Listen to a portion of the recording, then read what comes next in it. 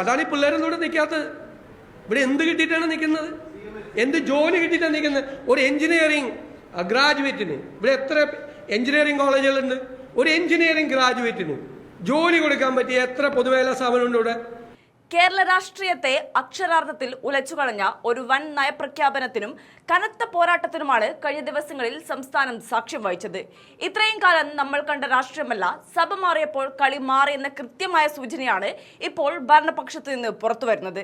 പ്രതിപക്ഷ നേതാവ് പിണറായി വിജയൻ ഉയർത്തിയ എല്ലാ വിമർശനങ്ങളുടെയും മുനയൊടിച്ചുകൊണ്ട് മുഖ്യമന്ത്രി വി.ഡി. സതീശനെടുത്ത ആ ഒരൊറ്റ തീരുമാനം കേരളത്തിന്റെ ഭാവി തന്നെ മാറ്റിമറിക്കാൻ പോകുന്ന ഒന്നാണ്. ബജറ്റിലെ വ്യവസായ നയങ്ങളെയും നിക്ഷേപ പദ്ധതികളെയും കോർപ്പറേറ്റ് വൽക്കരണം എന്ന് വിളിച്ച് പ്രതിപക്ഷം കടന്നാക്രമിക്കാൻ നോക്കിയപ്പോൾ അതിനെല്ലാം വെറും ക്ലീഷേ രാഷ്ട്രീയം എന്ന് വിളിച്ച് പുച്ഛിച്ച് തള്ളുകയായിരുന്നു മുഖ്യമന്ത്രി. അടിയന്തര പ്രാധാന്യമുള്ള ആ ഒരൊറ്റ ഫയലിൽ ഒപ്പിട്ടുകൊണ്ട് വി.ഡി. സതീശൻ പ്രഖ്യാപിച്ചത് ഇതാണ്: സ്വകാര്യ നിക്ഷേപം വന്നില്ലെങ്കിൽ ഇനി ഇവിടെ കേരളമില്ല. പതിറ്റാണ്ടുകളായി കേരളം പിന്തുടർന്നു പോന്ന അന്ധമായ കോർപ്പറേറ്റ് വിരുദ്ധതയ്ക്കും പഴഞ്ചൻ പ്രത്യയശാസ്ത്രങ്ങൾക്കും മേൽ വീണ കനത്ത പ്രഹരമായിരുന്നു മുഖ്യമന്ത്രിയുടെ ആ വാക്കുകൾ. പൊതുമേഖലാ സ്ഥാപനങ്ങൾ സംരക്ഷിക്കണമെന്ന പ്രതിപക്ഷത്തിന്റെ സ്ഥിരം മുറവിളികൾക്ക് സംസ്ഥാനത്ത് ഒന്നൊന്നായി പൂട്ടിക്കിടക്കുന്ന പൊതുമേഖലാ കമ്പനികളുടെ കൃത്യമായ കണക്കുകൾ നിരത്തിയാണ് മുഖ്യമന്ത്രി മറുപടി നൽകിയത്. ഖജനാവിൽ നിന്ന് പണമെടുത്ത് കമ്പനികൾ പൂട്ടിപ്പോകാതെ നോക്കാൻ ഇനി സർക്കാരിന് കഴിയില്ലെന്നും വരും തലമുറയ്ക്ക് തൊഴിൽ നൽകണമെങ്കിൽ വലിയ രീതിയിലുള്ള സ്വകാര്യ മൂലധനം കേരളത്തിലേക്ക് ഒഴുകിയെത്തിയേ മതിയാകൂ എന്നും മുഖ്യമന്ത്രി കട്ടപ്പായ നയത്തിൽ വ്യക്തമാക്കി കഴിഞ്ഞു. വികസന കാര്യത്തിൽ ഇനിയും പഴയ ക്ലീശവാദങ്ങൾ പറഞ്ഞിരുന്നാൽ സംസ്ഥാനം തന്നെ ഇല്ലാതായി പോകുമെന്ന മുഖ്യമന്ത്രിയുടെ ആ തുറന്നു പറച്ചിൽ സോഷ്യൽ മീഡിയയിലും രാഷ്ട്രീയ വൃത്തങ്ങളിലും വലിയൊരു ചർച്ചയ്ക്കാണ് വഴി തുറന്നിരിക്കുന്നത്. പ്രതിപക്ഷ ബെഞ്ചിലിരുന്ന് പിണറായി വിജയൻ ബജറ്റിനെതിരെയും കോർപ്പറേറ്റ് നയങ്ങൾക്കെതിരെയും ആഞ്ഞടിച്ചപ്പോൾ ഇത് സഭ വേറെയാണ്, പഴയ പല്ലവികൾ ഇവിടെ വിലപ്പോകില്ല എന്ന് പറയാതെ പറയുകയായിരുന്നു പുതിയ മുഖ്യമന്ത്രി.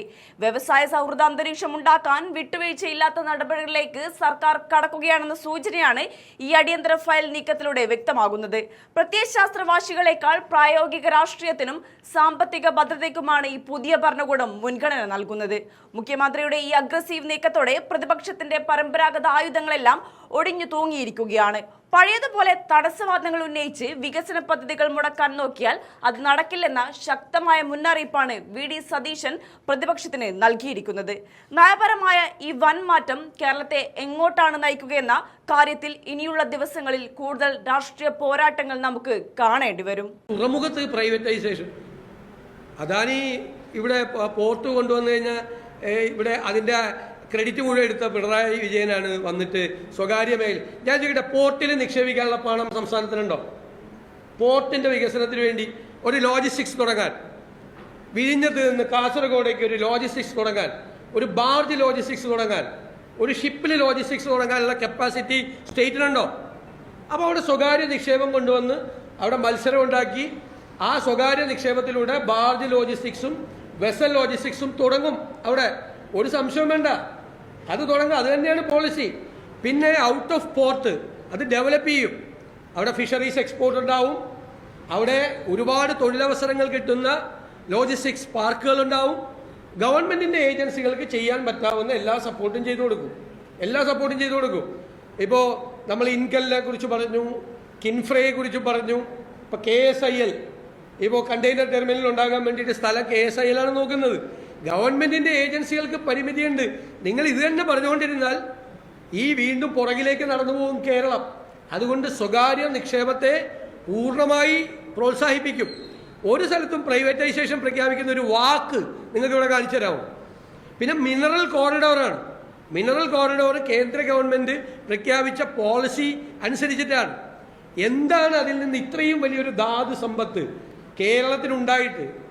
ഏറ്റവും വലിയ അപൂർവമായ റെയർ എർത്തിൻ്റെ കോറിഡോറാണ് കേരളം. കാസർഗോഡ് വലിയ ബോക്സൈറ്റ് ഇതാണ്.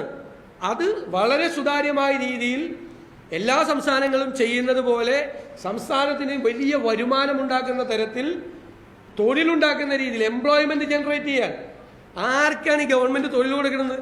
എല്ലാ പബ്ലിക് സെക്ടറിലും കോൺട്രാക്ട് ലേബറിനെയാണ് വയ്ക്കുന്നത്. കോൺട്രാക്ട് ലേബറെ KMML ആളെടുത്തിട്ട് എത്ര നാളായി? IRയിൽ ആളെടുത്തിട്ട് എത്ര നാളായി? കേരളത്തിൻ്റെ പൊതുമേഖലാ സ്ഥാപനമായ TCCയിൽ ഒരു അപ്പോയിൻമെൻറ്റ് നടന്നിട്ട് എത്ര നാളായി? ഞാനവിടെയൊക്കെ യൂണിയൻ പ്രസിഡന്റാണ്. ഒരു പുതിയ ഒരാൾക്ക് ജോലി കൊടുക്കാൻ പറ്റുന്നില്ല. ഉള്ള ജോലിയിൽ നിന്ന് ആൾ റിട്ടയർ ചെയ്യുമ്പോൾ കോൺട്രാക്ട് ലേബറെ വെച്ചുകൊണ്ടാണ് കേരളത്തിലെ പബ്ലിക് സെക്ടർ നടന്നുകൊണ്ട് പോകുന്നത്. നിങ്ങളൊന്ന് അന്വേഷിക്കുക. പബ്ലിക് സെക്ടർ നടത്തിക്കൊണ്ട് പോകുന്നത് പുതിയ അപ്പോയിൻമെന്റ് നടത്തിയിട്ട് എത്ര നാളായി? ഈ ട്രാക്കോ കേബിൾ പൂട്ടിപ്പോയില്ലേ? ടെൽക്ക് പൂട്ടലിന്റെ വക്കിലാണ്. അഗ്രോ മെഷീനറി കോർപ്പറേഷൻ പൂട്ടലിന്റെ വക്കിലാണ്. ട്രാവൻകൂർ സിമന്റ്സ് പൂട്ടലിന്റെ വക്കിലാണ്. ആരുടെ പണം എടുത്തുകൊണ്ട് അതൊക്കെ നടന്നു പോകുന്നത്?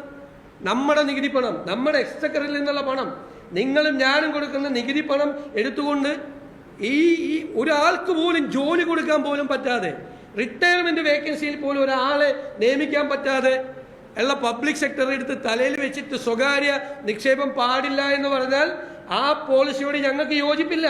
ഞങ്ങൾ സ്വകാര്യ നിക്ഷേപം കേരളത്തിൽ കൊണ്ടുവരും എന്നാണ് UDF ഗവൺമെന്റിന്റെ പോളിസി. അല്ലെങ്കിൽ കേരളം ഉണ്ടാവില്ല. ഇതാണ് യാഥാർത്ഥ്യം. ഇതൊക്കെ ക്ലീഷേ വന്ന വാചകങ്ങൾ ഉപയോഗിച്ചുകൊണ്ട്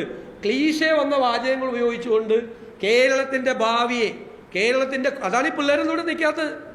ഇവിടെ എന്ത് കിട്ടിയിട്ടാണ് നിൽക്കുന്നത്?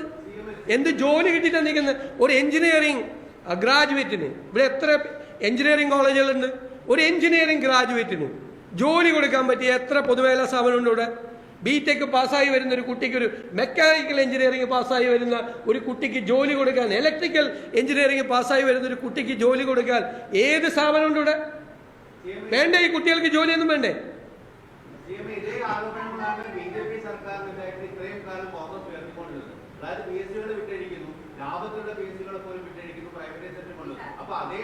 ഞങ്ങൾ ഏത് സ്ഥാപനമാണ് വിറ്റഴിച്ചത്?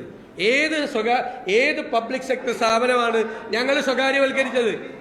അങ്ങനെയൊന്നുമില്ല. ഇതെല്ലാം എല്ലാ സംസ്ഥാനങ്ങളിലും, കേരളത്തിലെ, ഇന്ത്യയിലെ എല്ലാ സംസ്ഥാനങ്ങളിലെ ഇൻവെസ്റ്റ്മെന്റ് പോളിസിയാണിത്. 25 കൊല്ലം പുറകെ നടക്കുവാണ് കേരളം. ഞങ്ങൾ അതിനല്ല വന്നിരിക്കുന്നത്. ഞങ്ങൾ അധികാരത്തിൽ വന്നിരിക്കുന്നത് കേരളത്തെ 25 കൊല്ലത്തേക്ക് തിരിച്ചു കൊണ്ടുപോകാൻ വേണ്ടിയിട്ടല്ല, 25 കൊല്ലത്തേക്ക് മുമ്പിലേക്ക് കൊണ്ടുപോകുന്നതിന് വേണ്ടിയിട്ടാണ്. കേരളത്തിൽ എംപ്ലോയ്മെന്റ് ജനറേഷൻ ഉണ്ടാക്കി, സമ്പദ്ഘടനയെ ഉത്തേജിപ്പിച്ച് പണം ഉണ്ടാക്കി പാവപ്പെട്ടവരെ സഹായിക്കാൻ വേണ്ടിയിട്ടാണ്. ഈ പണം കൊണ്ട് വെൽഫെയർ പ്രോജക്റ്റുകൾ നടപ്പാക്കും.